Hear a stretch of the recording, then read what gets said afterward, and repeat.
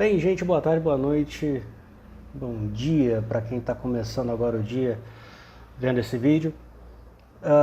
Esse vídeo fala uma coisa boa, só uma coisa ruim. A gente já está tendo amanhã, o vídeo imediatamente anterior eu estava explicando a questão do aumento do Fed, da contração do balanço e tudo mais.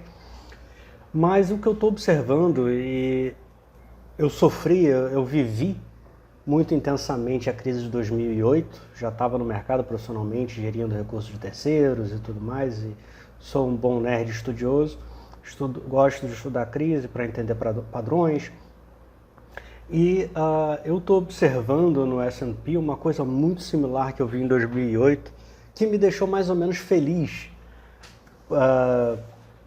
por um curtíssimo espaço de tempo, mas me deixou feliz. Inclusive hoje, no meu grupo lá do Telegram, já comecei a comentar pra galera, olha, tô reduzindo minhas vendas, tô zerando posição vendida.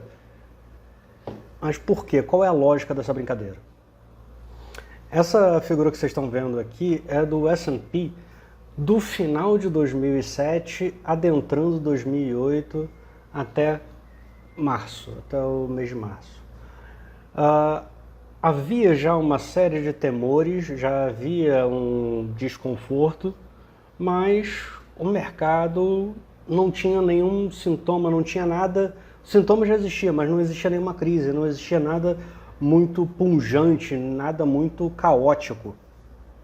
De tal forma que a bolsa deu uma corrigida, ela caiu de 1.600 para 1.300 pontos, o que é uma correção a níveis americanos muito relevante para coisas normais. Né? A gente estava nessa época com juros baixos, mas nem tanto. Seguindo o padrão americano, a economia estava indo bem, a gente teve um boom fantástico alimentado pelo crescimento chinês, commodities estavam numa época muito boa. Nessa época, inclusive, foi a época da máxima histórica do petróleo, na casa dos $146 para o WTI. Então o mundo estava muito legal.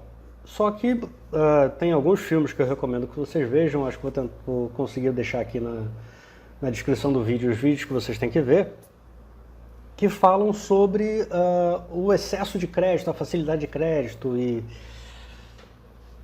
a vontade, aliás, o desrespeito ao risco que o americano médio tinha nessa época. Mercado subindo muito bem, sem problema nenhum, até que em 2007 começou a cansar. Quando ele começou a cansar, ele deu uma corrigida. Corrigiu, caiu seus 20% por aí, estressou uma galera, mas o pessoal começou a falar, não, as empresas estão boas, os balanços estão bem. E estavam, naquele momento estavam. A foto ali era bonita.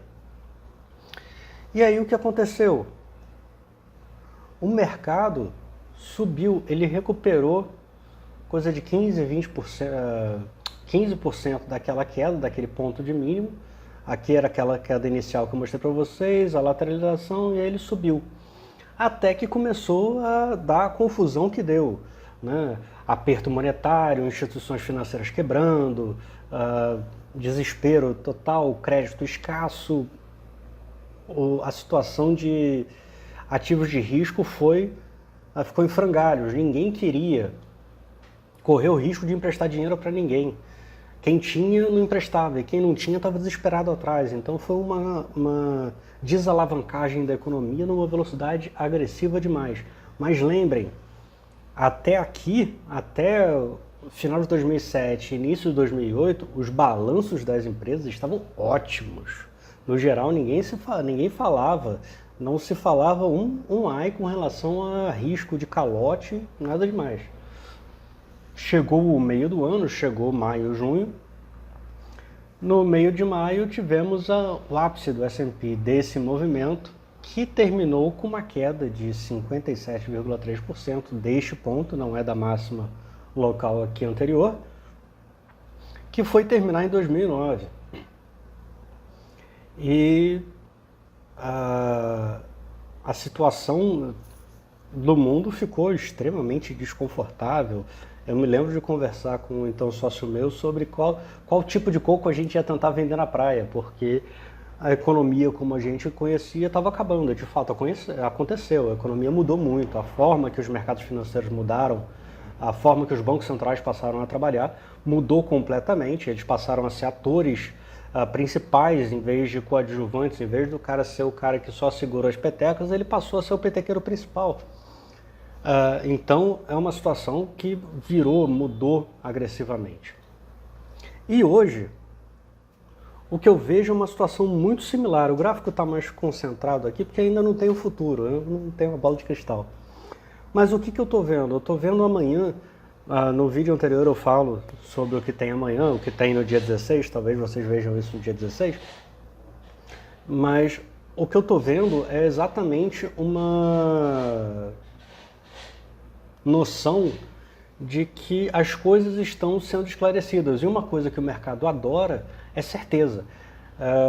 Eu sempre falo para os meus alunos, para os meus clientes, falo, porra, o pessoal investe em título na Europa com taxa negativa. Ele quer ter a certeza que ele vai perder para ele saber o quanto ele vai perder. Ele prefere ter a certeza que ele vai perder 0,5% ao ano do que correr o risco de perder mais. Então, o ser humano gosta de certezas. Por pior que sejam, as certezas são boas. Dão conforto, porque uma vez que você tem uma coisa certa, você trabalha com o que tem para frente para tentar resolver aquela coisa. E amanhã, no dia 16, a gente vai ter, no meio da tarde, o parlatório do Fed, a divulgação da ata, onde eles definem não só o aumento de juros, mas também vão dar dicas para a gente, eles vão começar a sinalizar de uma forma mais direta como é que eles vão reduzir o balanço. Isso está tudo sendo falado no vídeo anterior, então por favor vejam.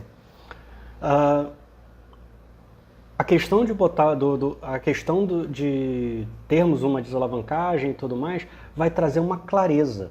A gente hoje teve um dia de alta, de uma boa alta lá fora, porque já teve um cessar-fogo de 35 horas estabelecido lá na Ucrânia, o pessoal está falando que vai conversar. Então, à medida que as coisas começam a despiorar, desculpem o neologismo, mas a partir do momento que as coisas começam a clarear um pouco, por mais que o cenário ainda não seja tão bom, o fato de estar mais tranquilo, mais fácil de entender, gera um certo otimismo, que pode levar a gente para um repique um pouco maior, um pullback, ou seja, um repique dessa queda que já está em andamento. A gente já está fazendo topos e fundos menores. E o que a gente pode observar? O que eu acho que vai acontecer? O que a gente pode observar? Tem uma probabilidade boa. O mercado lateralizar de leve e dar uma subidinha. Talvez não uma subida tão incrementada aqui. Aqui eu quis dar um exemplo exacerbado para dar uma chamada na galera. Mas dar uma subidinha. Ele dando essa subidinha, vai ser como o meu pai, que é médico, fala dos velhinhos, dos pacientes terminais que frequentemente, logo antes de falecer, tem uma melhora repentina, momentânea. Ele fala que é a visita da saúde que veio dar tchau. Então é isso, a gente deve ter nos próximos dias, talvez semanas, a visita da saúde no mercado. Eu acho que existe essa possibilidade. Vamos observar, amanhã eu provavelmente vou estar em live, ao vivo, reagindo ao que vai acontecer no mercado. Mas, ceteris paribus, tudo mais constante, existe uma possibilidade da gente ver um certo alívio do mercado, por já ter definições com relação à política monetária e diminuição do Fed. Com isso, a gente pode ter um alívio e que o americano chama de relief rally, que é um rally, uma alta de alívio, de um gás, né? E isso pode seguir, esse tom pode seguir, a depender inclusive de como vão evoluir as coisas na Ucrânia, o que vai se desenrolar da Covid na China e tudo mais. Isso pode desenrolar e trazer para a gente coisas mais positivas no curtíssimo prazo. Até que, de fato, os impactos dos movimentos do Fed reduzindo o balanço venham a ser sentidos no mercado e na economia real, e com isso a desaceleração que essa redução deve causar, porque a gente está falando de um balanço do Fed que é 1/3, é superior a 1/3 da economia americana, do PIB americano, como é que isso vai bater, e pode bater muito forte, porque você vai ter uma desalavancagem, você vai ter uma surpresa, porque a gente tem um mercado viciado em taxas de juros muito baixas, com liquidez muito fácil nos últimos 14 anos.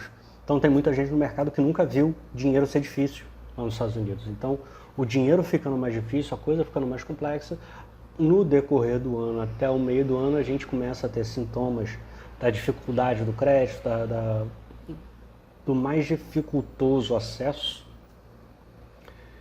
e podemos ter uma correção monstruosa. Se formos olhar o S&P como um todo, a gente tem uma alta nos últimos 18 meses maravilhosa, que se for corrigir essa alta, que é só injeção de liquidez do Fed, a coisa aperta.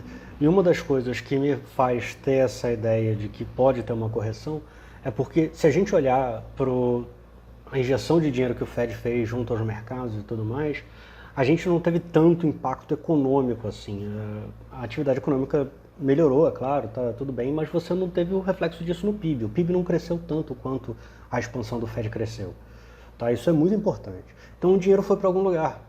A gente não viu até ano passado, mas isso a gente pode botar sim um tanto de culpa na questão do estresse, da cadeia produtiva na Covid, mas a gente não viu uma expansão muito grande de inflação nos últimos 14 anos, que só está vindo agora. Essa inflação foi aonde? Essa inflação foi nos ativos financeiros.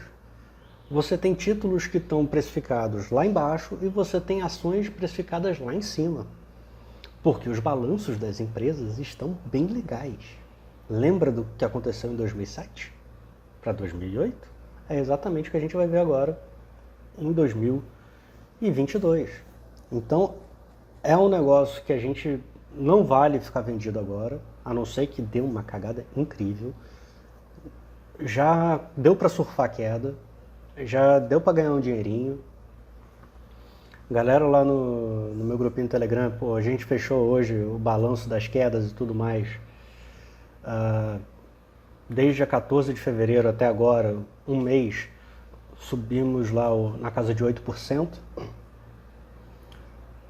E agora vamos tentar surfar uma eventual onda para cima, mas sempre com um controle muito grande de alavancagem, um controle muito grande de risco, stops muito vivos e todo dia acordando cedo e olhando o que está acontecendo no mercado, porque a gente pode chegar em algum momento de voltar àquilo que a gente teve em 2008, que as coisas aconteciam de madrugada e a gente abria na ressaca aqui, mercado caindo e tudo mais. E hoje os mercados, se a gente tiver alguma situação de estresse similar ao que a gente teve da Covid, com os bancos centrais já completamente inchados e sem muito poder de política econômica, política monetária, é possível que os mercados entreguem agressivamente em valores, em movimentos similares ao que a gente viu em 2008. Então, muito cuidado, dá para aproveitar. Acho que o mercado pode dar um repique, podemos ter nos próximos dias um relief rally, um rally de alívio. Tem tudo para acontecer isso. As coisas estão clareando um pouco. Então, uma comprinha pode ser boa, mas a alavancagem zero. Não é para se abraçar. O mundo não está salvo. Simplesmente vamos tentar surfar o fim temporário da agonia dos mercados. Esse é o recado. Espero que amanhã o Fed seja muito claro, porque quanto mais claro ele for, menor o risco que ele traz para o mercado, diminui a incerteza, e aí a gente consegue planejar melhor o futuro e provavelmente o mercado vai gostar dessa tranquilidade. Beleza? Até amanhã, gente, nos falamos, ou se você estiver vendo esse vídeo amanhã, no dia 16, quando o Fed começar a falar, provavelmente eu estarei numa live. Beleza? Abraço!